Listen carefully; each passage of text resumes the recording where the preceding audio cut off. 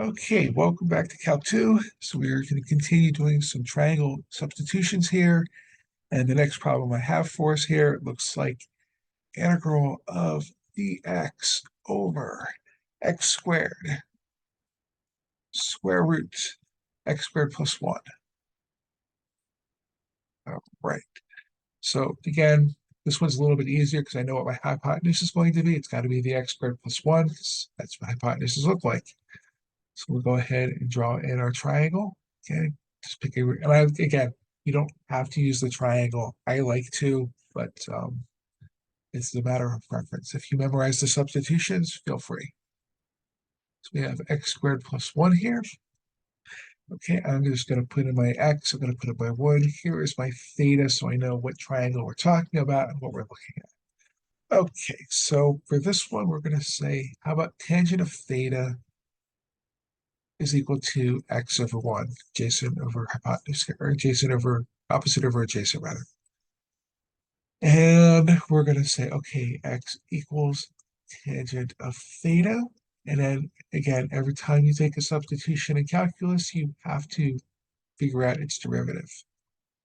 So we're going to get the derivative of tangent is secant squared theta, d theta. And we'll put that aside. We need that later. Okay. Well, since I have x equals tangent theta and I've got an x squared, and that does not fit into my triangle very well, we're going to also say that x squared equals tangent squared theta. Okay, just going through and squaring both sides on this one. All right.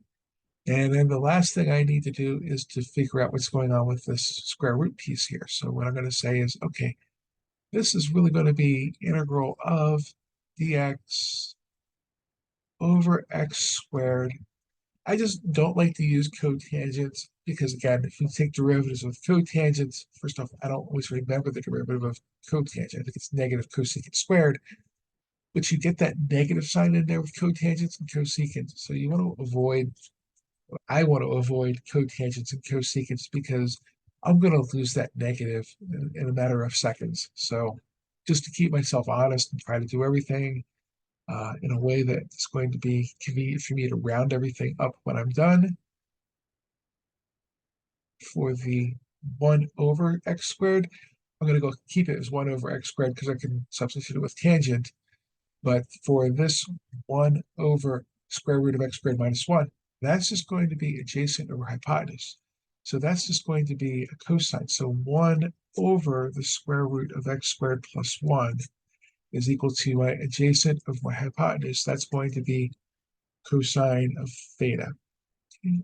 Again, you might have to play around with which trigonometric ratios you want to use. You might have to swap the x and the 1 and change places with them to say, okay, do I need a slightly different triangle? Because maybe the other trigonometric ratios might be easier to work with. And that's okay. So we have that. Okay, now let's start substituting it again. Brick by brick, we're going to just substitute each piece that we have here. What was my dx? My dx was secant squared theta d theta. We still have our integral sitting here. We had a 1 over x squared. So I'm going to say, okay, this is going to be over tangent squared theta. Okay, and then the last thing we have is 1 over x squared, 1 over square root of x squared plus 1. This was a cosine theta. Okay, and now I've kind of got all of my trigonometric substitutions in here. Now it's time to start cleaning some house and say, okay, well, what specifically goes away here? Fortunately, a secant and a cosine cancel, so we end up with a secant over tangent squared. So we have a secant theta d theta over a tangent squared theta integral. All right, now what did I do with this? I said,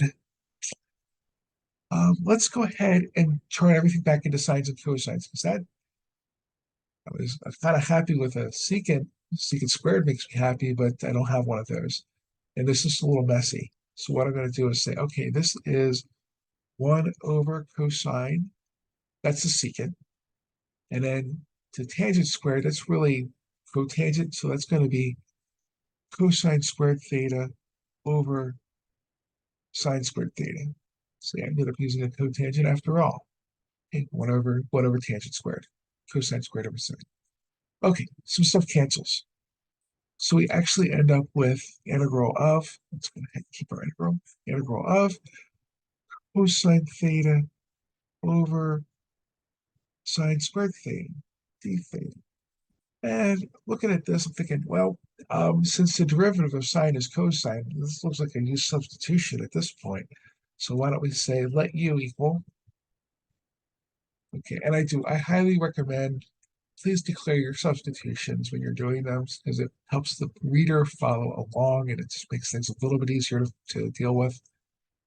So we have sine theta du is equal to cosine theta d theta. So what we're going to do is we're going to take this cosine theta d theta, and we're going to say, okay, well, that's my du now. And then we have sine squared, which is going to be u squared. So we just have, we could also say this is u to the -2 du. Integrate that way. It helps you recognize power rule, right? So we end up with -1 u to the -1 plus c. And now we have a whole mess of substitutions to go back to. What the heck was u? Okay, u was sine theta. So we have negative, hey, this is sine theta to the -1. Can I call that a cosecant theta?